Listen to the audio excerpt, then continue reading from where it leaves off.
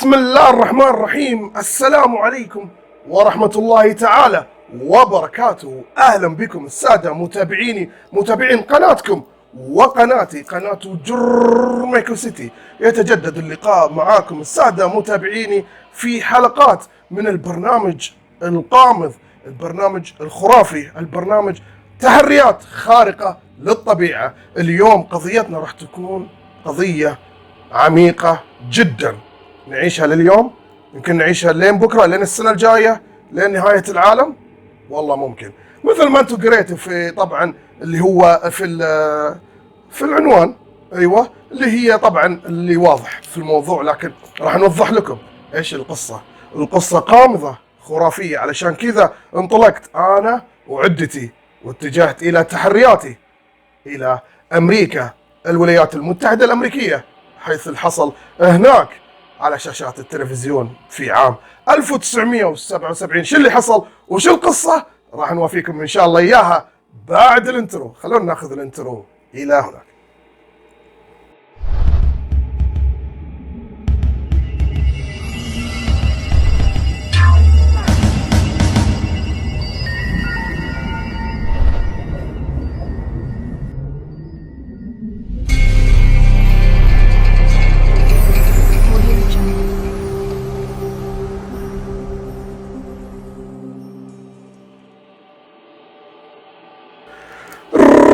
رجعنا لكم السادة المتابعين، السادة الكرام، أهلا بكم في قناة جرميكو سيتي، قناتكم وقناتي، قناة الجميع، حيث المتعة والأمور القامضة والأحداث مثل ما قلت لكم. إذا شفتوا هذا الوضع، هذه الخلفية مضيئة، الظلام، أعرف أن في موضوع أو حلقتنا تحريات خارقة للطبيعة، والموضوع خرافي. الموضوع هذا قعدت أسبوع أدرسه وأتبع فيه، لأن أنا شخصيا أعوذ بالله من كلمة أنا احب المواضيع اللي عشان كذا اتعب عليها، عشان كذا اختارها. ما احب اسلط على، لان في بعض الناس يقول لي ما احب الاشياء اللي تطلع ترند وكذا، لانها واول ما تجي، لان ما اقدر ادرسها، اول ما تجي ما اقدر ادرسها. لكن لما تكون قديمه شوي تقدر تدرسها، تاخذها من كل الجوانب، الجوانب الاجنبيه، الجوانب العربيه وخلافه. علشان كذا اخترت لكم هذه القضيه، اللي هي طبعا رساله من مجرد عشار او عشتار، حسب اللي بالنطق. طبعا بالانجليزيه بتنكتب عشتار، ولكن تنطق عشار. خلينا احنا نتكلم في قضيتنا اتجاه انا وفريق تحريات خارقه للطبيعه، وشفنا الاحداث هناك في امريكا بعد ما قالوا لنا او شفنا هذه القصه او قالوا لنا هذه القصه. كانوا ناس قاعده طبعا في عام 1977 من الميلاد، وتحديدا في يوم 26 من شهر نوفمبر. كانوا جالسين الكل، العائلات، طبعا ايامها التلفزيون مويحد. وقبل لعلمك في القضية او القصة، طبعا ذاك الوقت من الصعب او نقول انه من شبه المستحيل او نقول من المستحيل ان احد يقدر يقطع او يدخل في ذبذبات، اي نوع من الذبذبات، انه يدخل على قناة، وخاصة انها قناة امريكية حسب علمكم، اللي هي أقوى أو القوة أو سادة العالم اللي هي أمريكا. فتخيل أن هذا الشيء حصل في هذه القصة. من المستحيل أحد يهكر، من المستحيل، لأن ذاك الوقت حاليا هي شيء صعب لكنه ممكن، لكن في ذاك الوقت مرة كان مستحيل، شبه مستحيل، بل أنه من المستحيلات. إذا أحد يقدر راح يصرف ثروة، يعني راح يصرف مبالغ توصل في يومنا هذا إلى مليارات. فالموضوع صعب وما هو سهل. المهم قصتنا تبدا، العائله قاعدين او العوائل كانوا جالسين يطالعون التلفزيون، وكان الساعه تحديدا ما بين الساعه 5:10 و12 دقيقه، يعني بين الوقتين هذول. في ناس قالوا 10 دقائق وفي ناس قالوا 12 دقيقه، بس هي 5 وخلنا نقول و10 او ربع، خلنا نقول ربع. اوكي. طبعا فجاه قاعدين يطالعون برنامج كان يذاع طبعا في ذاك الوقت، في ذيك القناة كان يذاع لايف، يعني حي، بث مباشر. فجأة هم يطلعون في ذاك الوقت اللي احنا ذكرناه 5 و10 5 و12، فجأة بدأ التلفزيون يسوي أمور أو تدخل عليه ذبذبات وشيء يدخل عليه. فجأة الصورة تنعفس ويبدأ تصير أحداث أو كلام وخطاب. حوار هذا الخطاب راح ناخذه مع بعض بتحرياتنا، راح نتحرى نقطة. أنا أكلمكم الحين عن 1977 لأن بتصير أحداث بعدين. أوكي، خلونا حنا ندخل الحين في خطاب واحد اللي يقول أو يسمي نفسه قائد من قادة قبيلة أو عشيرة مجرة عشتار أو عشار. خلينا نقول طول اليوم عشار. أوكي، خلينا ناخذ هذا الخطاب وراح ترجمة مع بعض لأني تعبت وأنا ترجمة من العربي لإنجليزي، وبعدين صلحت شوي بيكون في غلطات، لكن هذا هو الترجمة اللي وصلت معنا. خلونا ناخذ هذا الخطاب بالفيديو، شوفوا.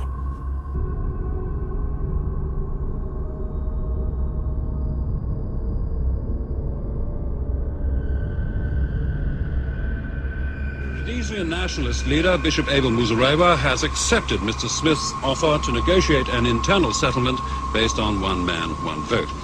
But, he says, there are conditions. These include stopping the execution of all captured prisoners of war.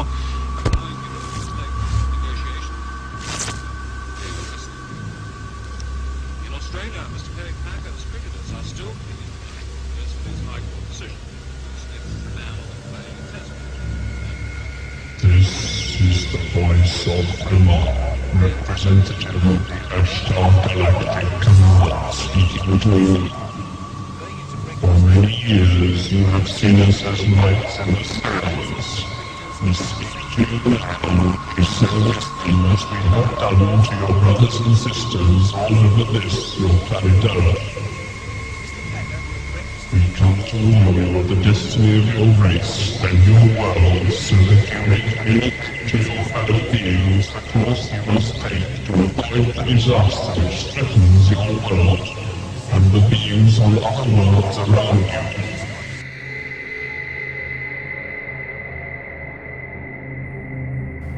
خذينا كذا يعني فيديو. خلونا الحين ناخذ التحريات في هذا الفيديو وأترجم لكم مع الإضاءة كذا، لأن ما في إضاءة. أوكي، أترجم لكم. يقول لك: لسنوات عديدة رأينا أضواء في السماء. أوكي، هذا الرسالة اللي هو قاعد يقولها، اللي هو قائد من القبائل أو من مجرة طبعا المجرة اللي هي عشار. أوكي، طبعا يقول لك هو كذا زين، ويقول لك: نتحدث إليكم الآن بسلام وحكمة، وكما قلنا مع أخوانكم أو ما فعلنا مع أخوانكم وأخواتكم في كل هذا أو في كل مكان. كوكب الأرض الخاص بك، نأتيك لنحذرك من مصير عرقك وعالمك حتى تتمكن من التواصل مع زملائك من الكائنات بالطريقة التي يجب أن تأخذها لتتجنب الكارثة التي تهدد عالمك والكائنات الموجودة في عالمنا من حولك موجودين. هذا لكي تشاركوا في اليقظة العظيمة كما يمر الكوكب في عصر الجديد من البرج الدلو أو من هذا الشيء.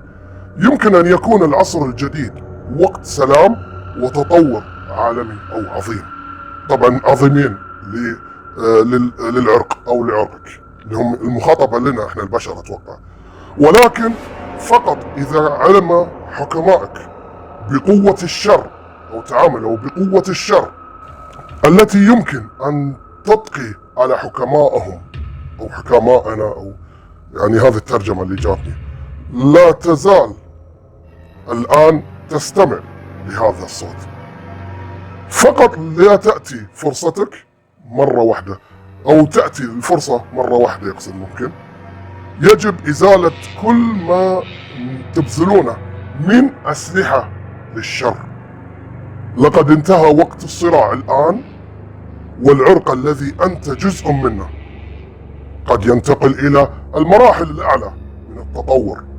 إذا أظهرت أو رأيت نفسك أهلا للقيام بذلك، لديك وقت قصير للتعلم كيف تعيش أو تتعايش معا في سلام، أو نتعايش معا في سلام وحسن نية. مجموعات صغيرة من جميع أنحاء هذا الكوكب تتعلم هذا وتجد أو توجد لتمرير ضوء العصر الجديد. الفجر لكم جميعا، أنت حر في قبول هذا أو رفض تعليماتهم، ولكن فقط أولئك الذين يتعلمون العيش في سلام، سينتقلون إلى العوالم الأعلى للتطور الروحي.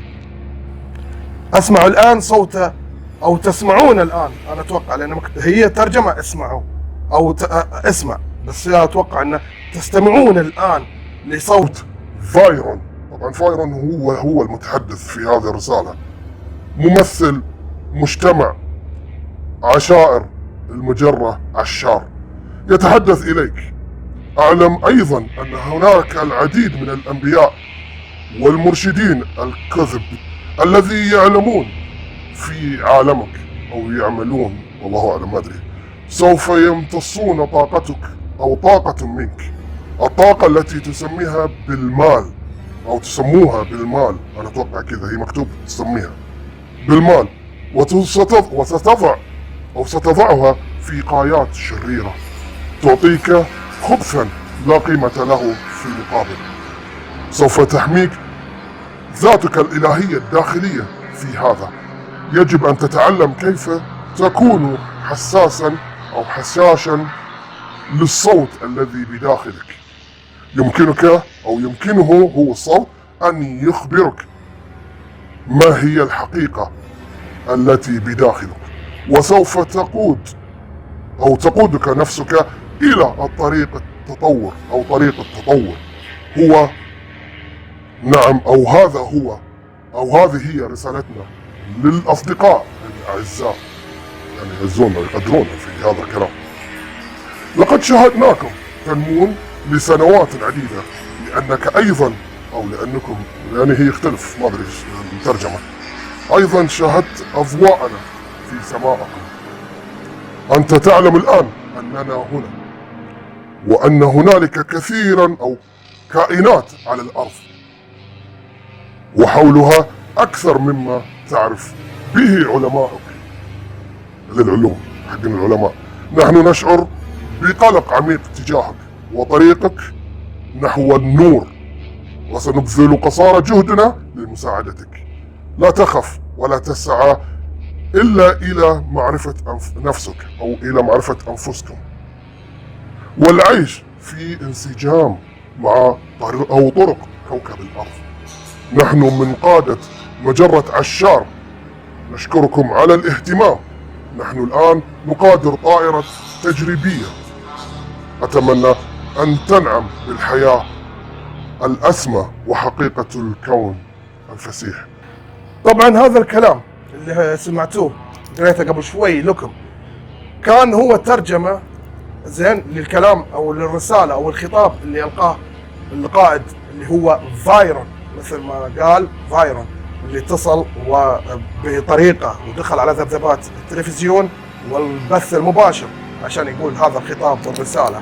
لكن لو قعدنا نفصفص الرسالة شوي شوي راح نشوف فيها كلمات أو مواضيع، يعني خلينا مع بعض اوكي، ناخذها شوي شوي، نحاول نساعد. واي شيء معليش ودي لو في الكومنت تعطيني وجهة نظرك. اشكر طبعا اللي يتابعوني دائما وابدا. طبعا هذا فايرون يقول في البداية طبعا لسنوات عديدة وطويلة وحنا نشوفكم في او نراكم اضواء في السماء، يعني نحس ان هم في كوكب غير الكوكب اللي احنا فيه، كوكب الارض، وهم في كوكب ثاني.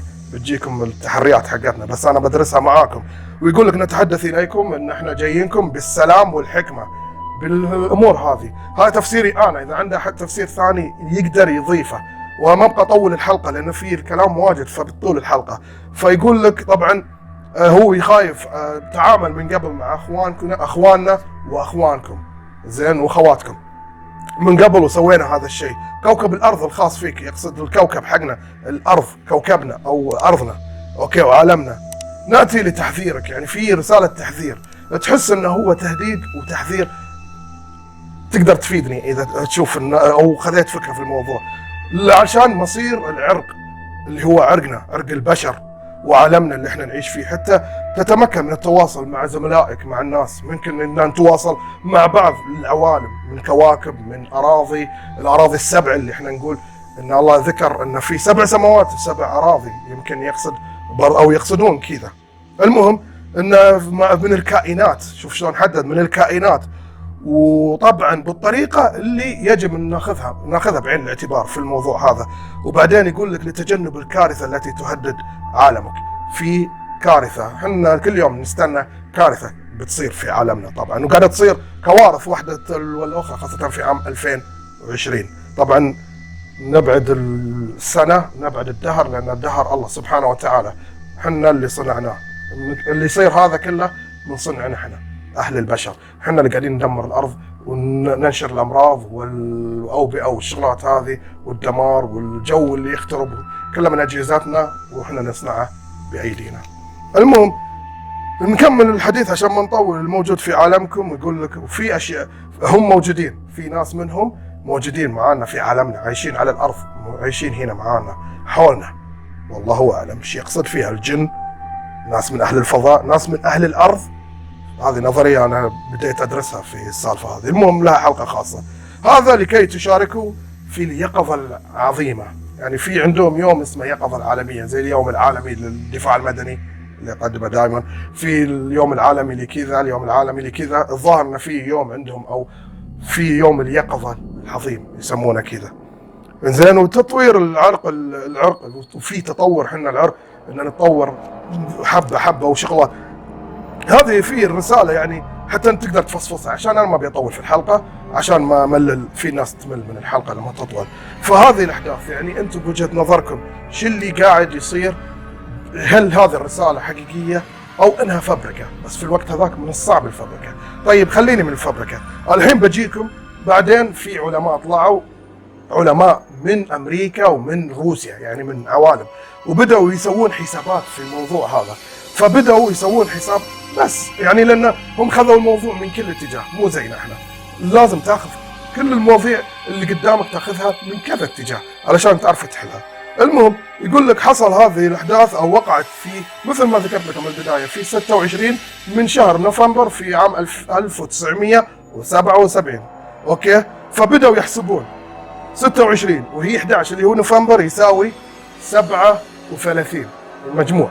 بعدين احسبوا ال 37 الناتج هذا، احسبوه زائدا، اوكي، اللي هي السنة 1977 يصير الناتج 2014. يعني الرسالة هذه يمكن من التحليلات والامور اللي صارت هذه يمكن يكون لها دخل في عام 2014. احنا الحين في عام 2020، ولا صار شيء ولا صار خير الخير ان شاء الله لنا، مع ان سنة يلا تمر ان شاء الله. المهم فهذا يعني من الله سبحانه وتعالى.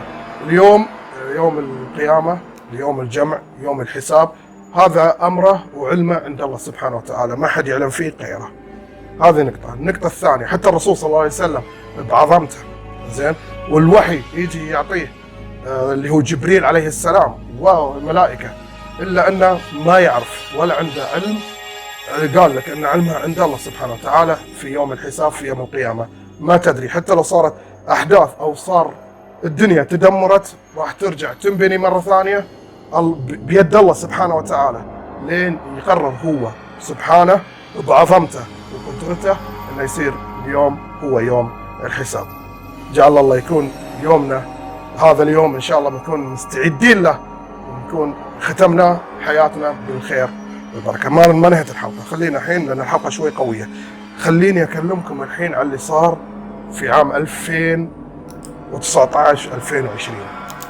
طبعا كنت أطالع التلفزيون أو أطالع قناة من قنوات اليوتيوب اللي أنا من جد معجب فيها، أخاف أذكر اسمها يزعل أو شيء، أو يقولوا لي شو اسمه كيبي رايتر أو شيء من السوالف هذه، ولكن أنا من النوع اللي أتابعها. فشفت الكلام عن هذه القضية، هذه السالفة.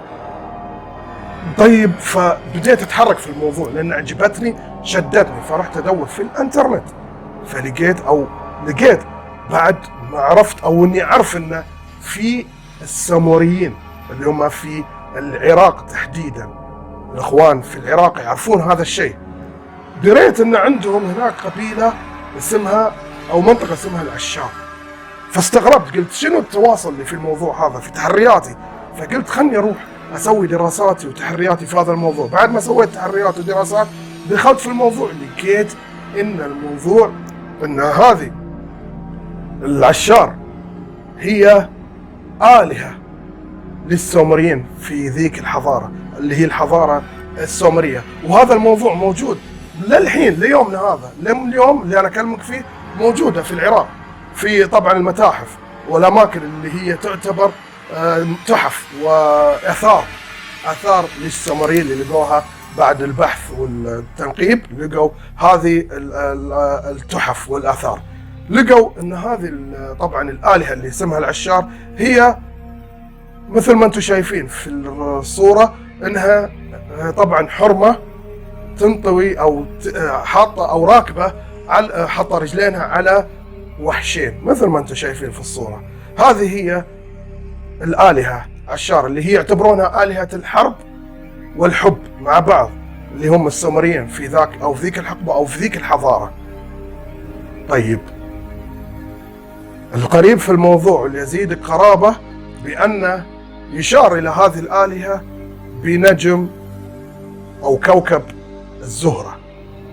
أيوة، كوكب الزهرة اللي احنا نعتبره أقرب إلى الشمس مننا، اللي بعدنا قبلنا طبعا هو في البداية الزهرة.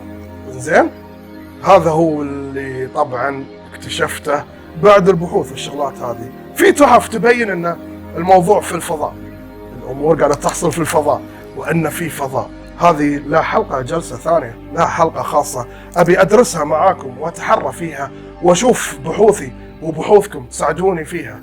أن هل في فضاء؟ في ناس يقول لك لا، في قبة على الأرض أنها مسطح الأرض، وفي قبة زجاجية أو نوع من كذا، والله أعلم. وجابوا آيات وجابوا أدلة، ولكن ناسا وأصحابها يقولون أن في فضاء. في طبعا ناس وعلماء قالوا اطلعوا وراحوا يمين يسار. طيب خليني أقول لك هذه النقطة، أنا ما أبغى ذي، أبغاها بحلقة ثانية دراسة، لأن الحين أنا عندي أهل الفضاء شوي اختلف الموضوع بأنهم مو أهل فضاء. لو كان فعلا في قبة وما حد يقدر يخترق السماء، زين، ما ينفذ من السماء إلا بسلطان، هذا شيء ذكر في القرآن والله أعلم. أوكي، لكن قلت إنهم شكلهم اللي عايشين في أعماق الأرض، لأن كله أو الأدلة اللي جات والتحريات في دراسات ذكرتها قبل يمكن في حلقات وبذكرها في الحلقات الجاية، بأن الشكل اللي يوصفوه كثير من الناس حتى بالتنويم المغناطيسي.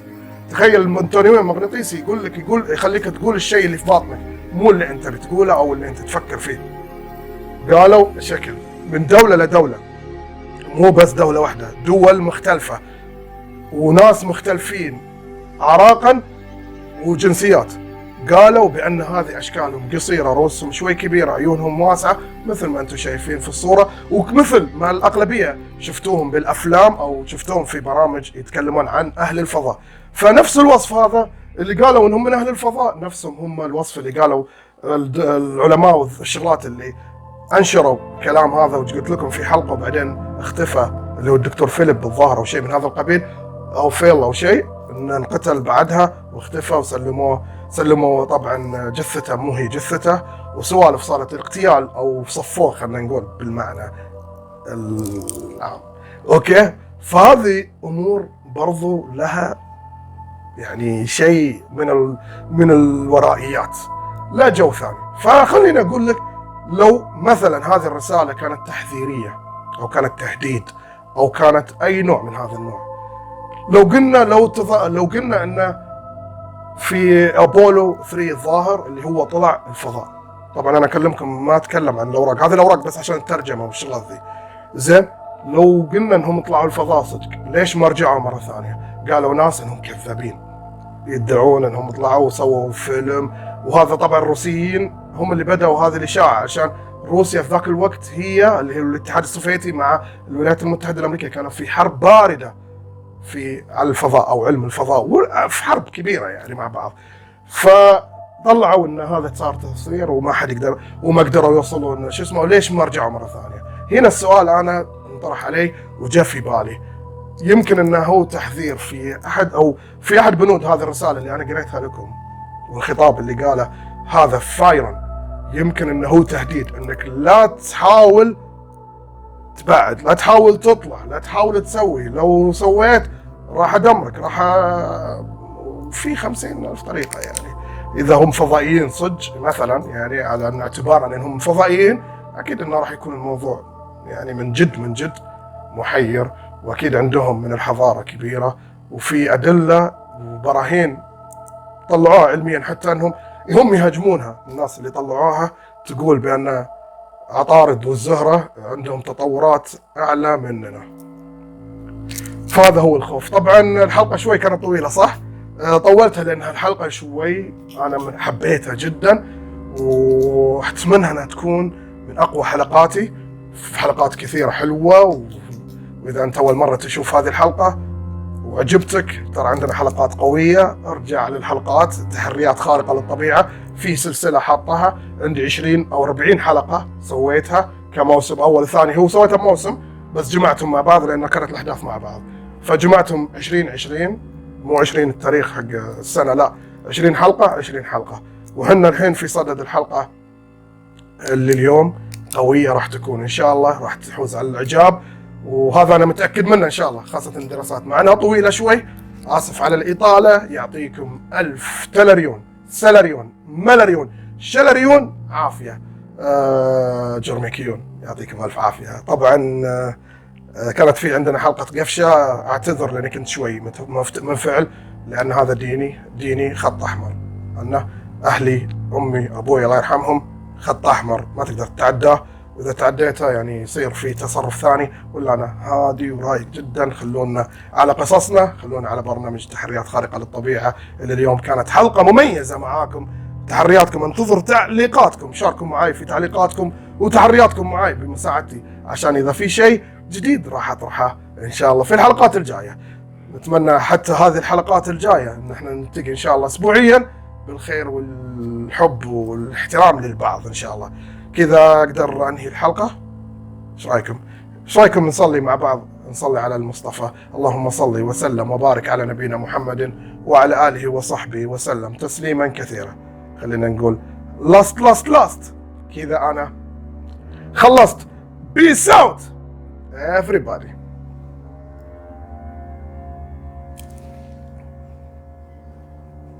صح. Peace.